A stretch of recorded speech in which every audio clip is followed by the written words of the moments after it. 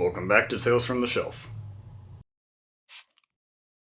Krull. It's one of those weird early 80s fantasy movies like Conan the Barbarian, Clash of the Titans, or The Dark Crystal, even.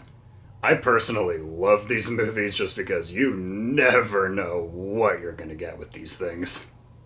This one is a bit unique, actually, in the sense that this is more of a science fantasy movie rather than the strictly high fantasy of those other ones I listed earlier. Krull specifically has the heroes in the more traditional fantasy archetypes, while the villains are invading aliens with far more technologically advanced equipment. The plot's a pretty basic party saves the princess type. The prince and the princess of two kingdoms on the planet Krull are set to be married, but on their wedding night, the planet is invaded by an alien army known as the Slayers, led by a magical creature only known as the Beast. The movie never shows the Beast until the end, obviously trying to hype him up. But he's literally all over the promotional work for the movie, so all that suspense was basically for nothing. You see him before the movie's even started, so that didn't work out.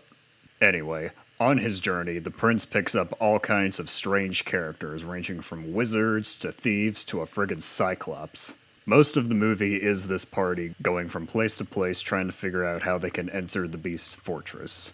There are some very imaginative and strange sights along the way, so the movie's definitely worth watching just to see what kind of crazy visuals it has in store. Most people familiar with this movie probably know the iconic weapon, the Glaive. It's cool looking, I guess, but the prince is told early on to only use it when he confronts the beast. So it never comes into play until the end of the movie, even though there are like 1,000 situations where it would have been useful. And when he finally does use it, it's basically an instant win button for him, so it's not even like he has to master it or anything. Bottom line, the Glaive looks cool, but its actual use in the film is just balls.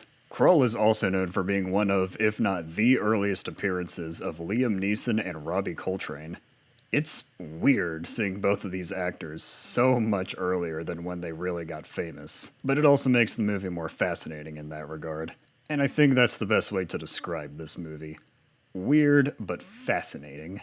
It's built up quite the cult following as well. Critical reevaluation has been a bit more positive than when the film first came out, and many a fantasy game has included a glaive as a weapon. There was actually an Atari game based on the movie, which intrigues me just as much as the real film. I love seeing the ways developers used to try and turn movies into games for the Atari, since it was such a different system compared to what came later. Krull is definitely not one of the best fantasy movies, but I think it's a good one to see for yourself. It is full of ideas and is just honestly good fun. Anybody who's a fan of 80s fantasy, I think Krull is just for you.